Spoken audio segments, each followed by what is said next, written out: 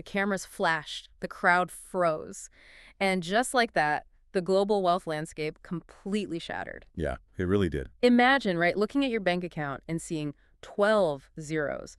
1 0 0 0 0 0 0 0 0 0 0 0 0. It's just an impossible number. It really is. It sounds like a glitch in the matrix.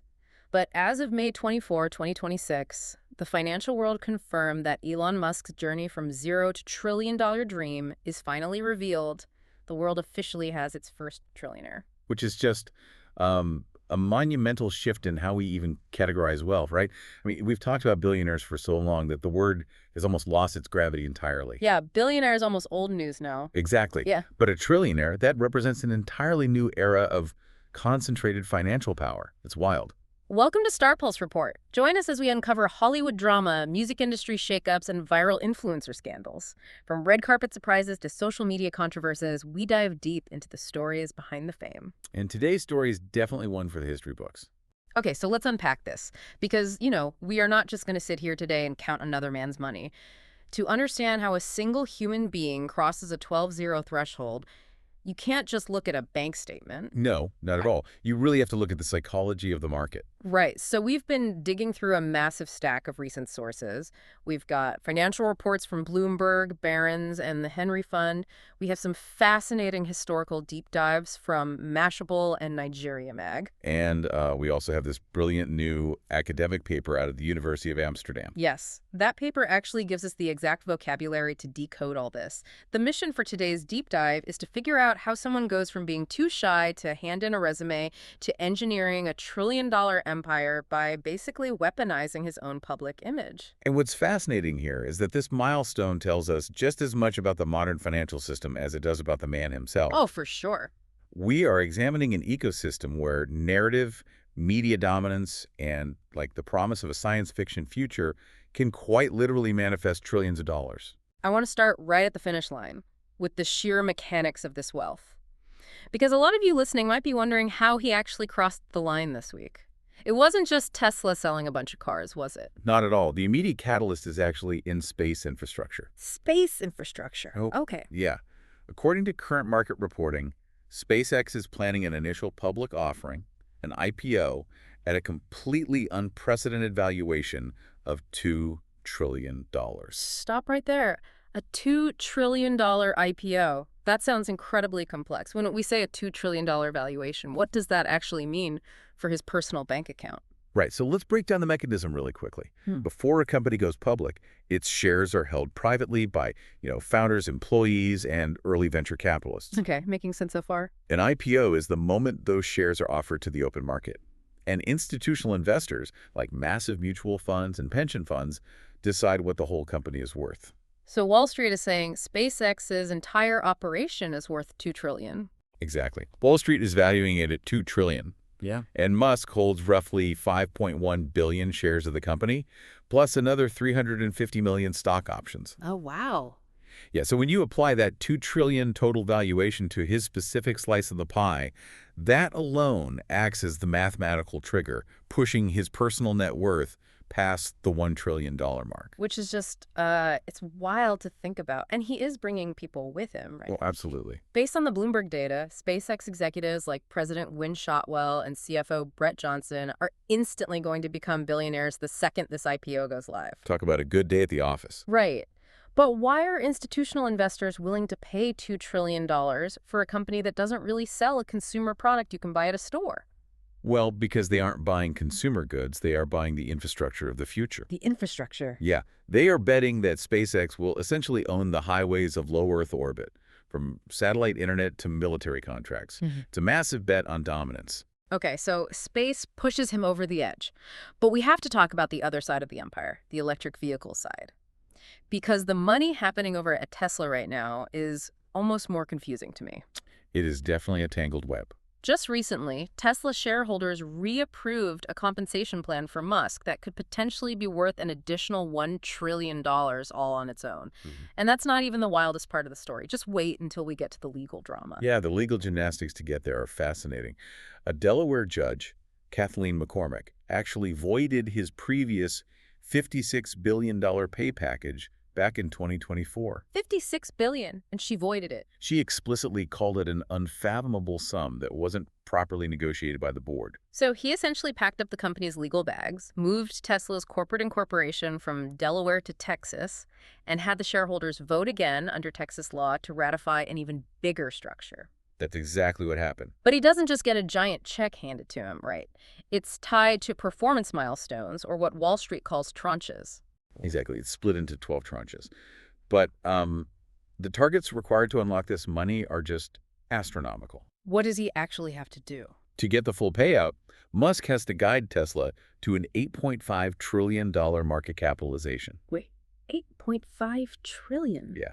He also has to deploy millions of autonomous vehicles, millions of humanoid robots, and hit $400 billion in actual earnings for 4 consecutive quarters. I have to push back on that $8.5 trillion target because I want to make sure we really understand the scale of what is being asked here.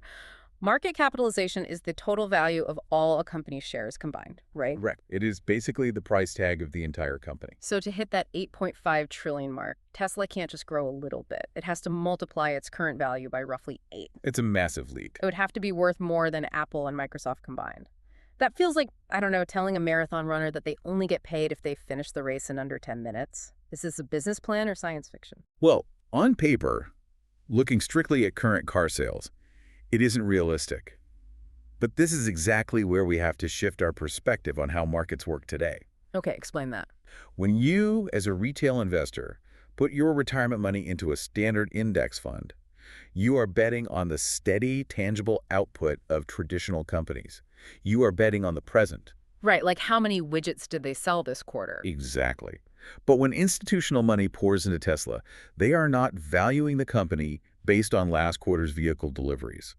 They are investing in a timeline. A timeline? Yeah, they're betting on the man himself delivering a robotic future. Which perfectly raises the question of how this specific man convinced the global financial system to bet trillions of dollars on his personal timeline. It's a great question. Because to understand how someone even conceptualizes an $8.5 trillion demand, you can't start at the finish line. You have to look at how his relationship with risk and reality was originally formed. And for that, we really need to reverse the clock all the way back to 1995. Oh, let's go back. The contrast is startling. There is a great detail buried in a historical profile by Nigeria Mag. A 24-year-old Elon Musk had just dropped out of his Stanford PhD program after 2 days. 2 days. Yeah. He wanted to get in on the early internet boom, so he went to the lobby of Netscape, which was the pioneering web browser company, to ask for a job. But he didn't do it. No, he didn't. He just stood there in the lobby, too shy to actually speak to anyone, and eventually just turned around and left. It was wild to think about. The man who now dominates global media was literally too introverted to hand his resume to a receptionist. Precisely. Yeah. So, lacking a job, he and his brother Kimball, along with a friend named Greg Curry, started their own software company called Zip2. Which is basically an early version of Google Maps, right? Yeah, designed for newspapers.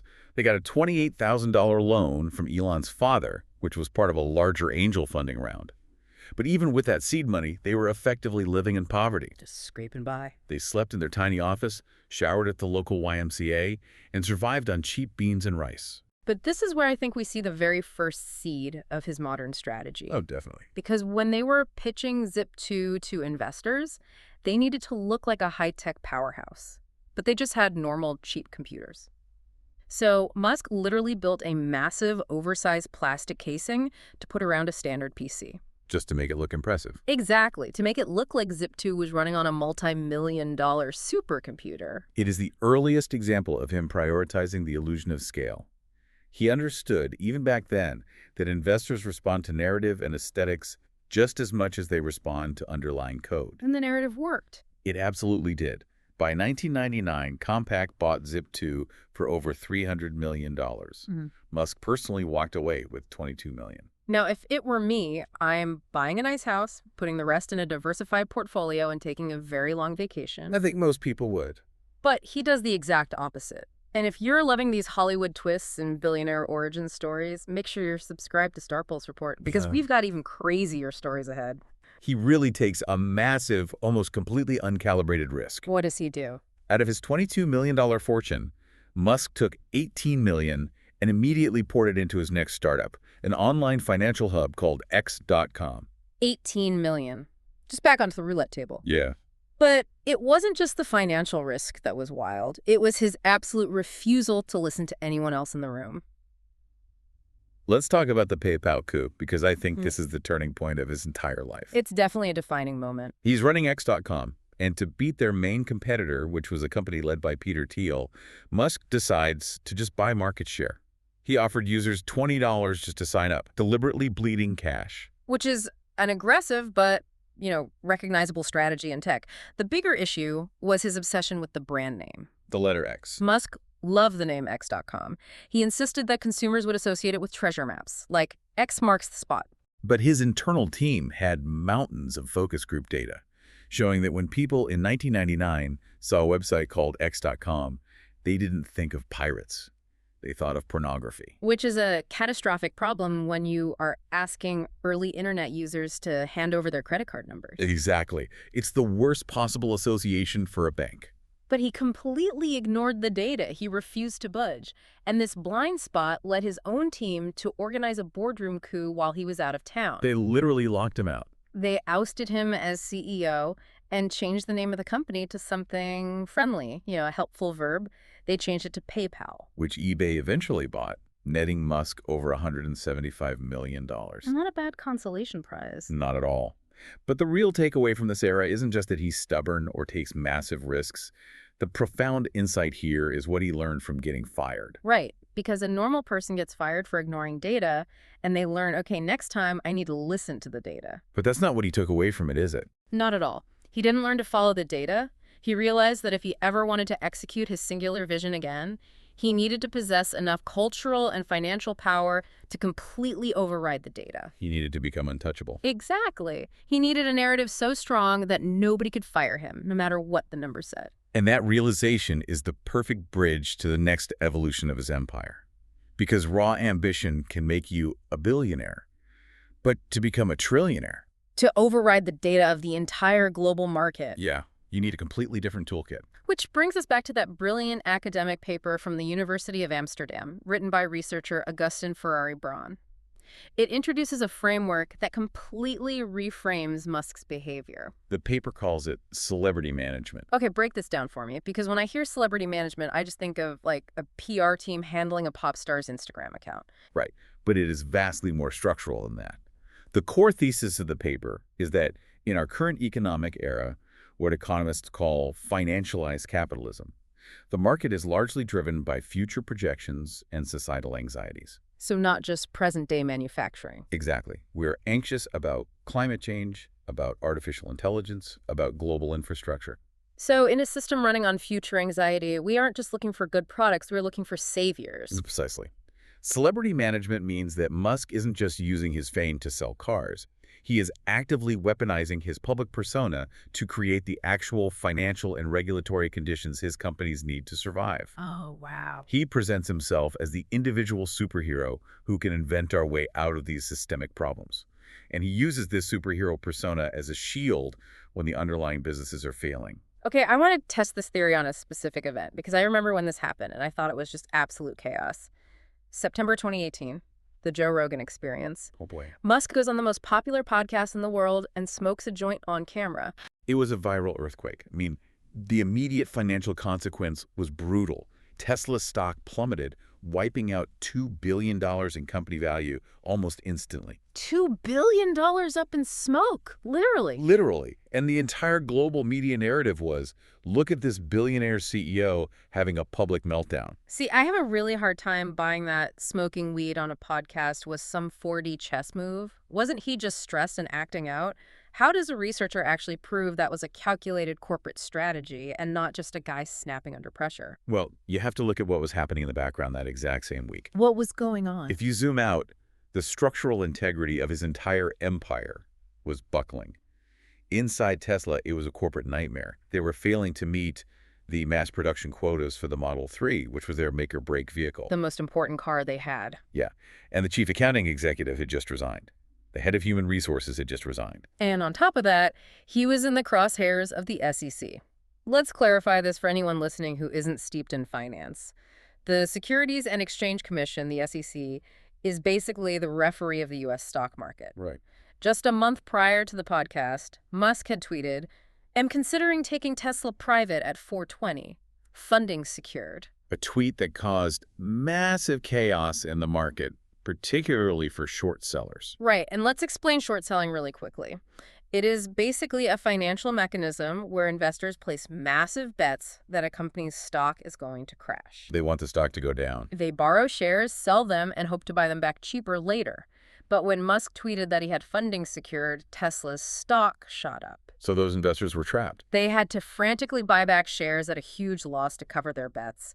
A firm called Citron Capital reportedly lost $1.3 billion in a single day because of that one tweet. It's just staggering money. So the SEC steps in, investigating him for securities fraud, threatening to ban him from serving as an officer of any public company. Which would be the end of everything.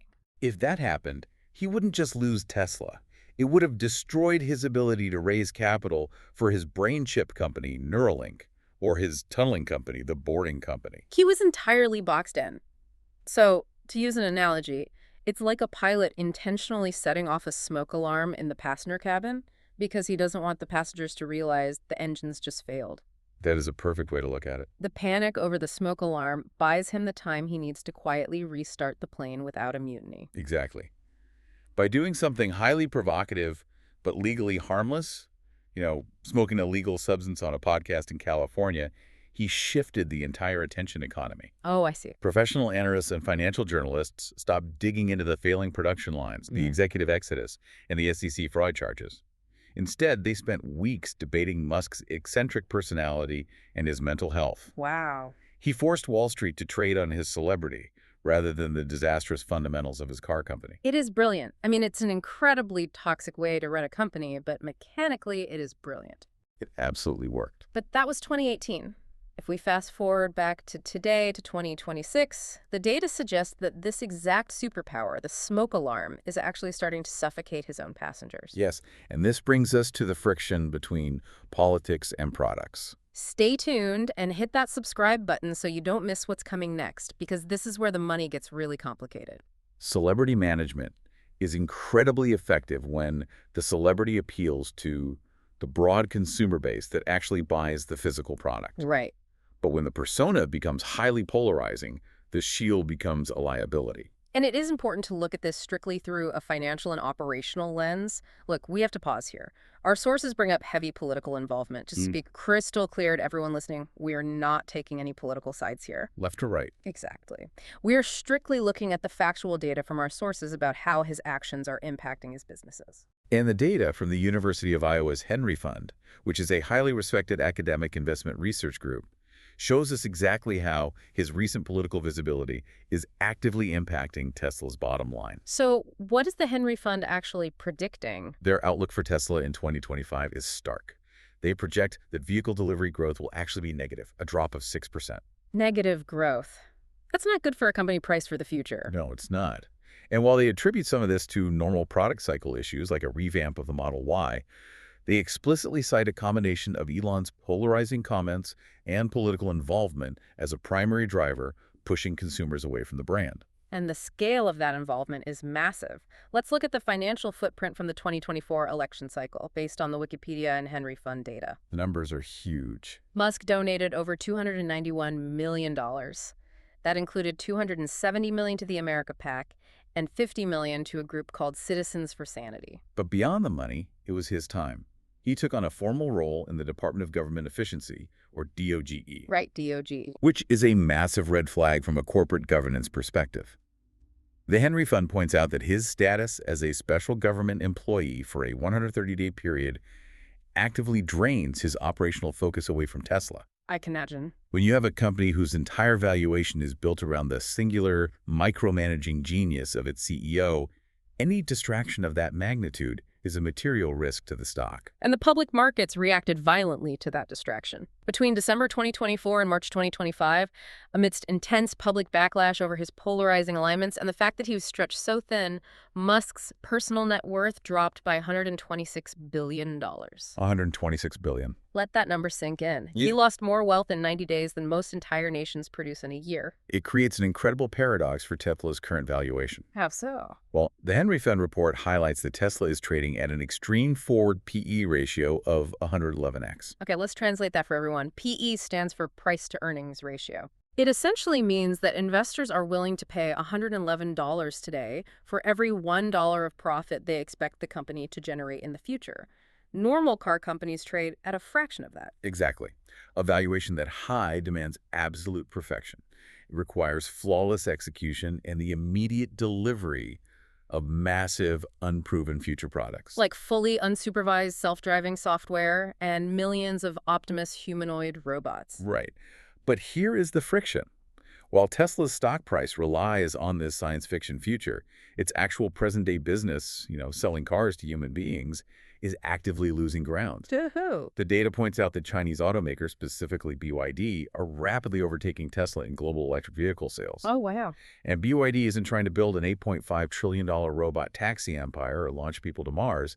They are just quietly building and selling affordable electric cars right now. That is the ultimate paradox of Elon Musk's trillion-dollar empire today. Is his celebrity management starting to act like a gravitational pull? It was strong enough to pull in $2 trillion for SpaceX, but is it now so heavy it's crushing Tesla's core car sales? That's the real question. His fame, his grand promises, and his larger-than-life persona are absolutely essential to funding the future. Right. Without the cult of personality, SpaceX would never convince institutions to give it a $2 trillion valuation, and he could never demand a $1 trillion pay package at Tesla. He needs the fame. He does. But that exact same highly visible, highly opinionated persona is simultaneously alienating the very consumers he needs to buy his cars today just to keep the factory lights on. It is a razor's edge. You've seen today how a shy kid who was too scared to hand in a resume and survived on a $28,000 family loan became the first human being to amass $1 trillion. Quite the story. It wasn't just by learning to build rockets, and it wasn't just by learning to build electric cars. It was by building the character of Elon Musk. A character so culturally dominant that it can distract federal regulators with a podcast stunt. Exactly, and rewrite the record books for tech IPOs and demand a $1 trillion paycheck based almost entirely on the promise that he alone can build the future. And as we close, I want to leave you with a final thought drawn directly from that University of Amsterdam paper. What's the takeaway? The author notes that Musk has successfully presented himself as the individual solution to massive systemic problems. As you watch his next move and watch the markets react, ask yourself, are we valuing these companies based on the technology they actually produce today? Or are we simply paying a $1 trillion premium for the comfort of believing that one man can invent our way out of the future's problems? It is an incredible question to ponder. Next time you look at your bank account, just remember the sheer gravity of what 12 zeros really means and the immense psychological illusions required to conjure them out of thin air. It's mind-bending. You've been listening to Star Pulse Report, where we uncover the stories shaping Hollywood, music, and pop culture. Thanks for tuning in to this deep dive, and don't forget to subscribe for more stories that keep the stars shining. Keep questioning the narrative, and we'll catch you on the next one.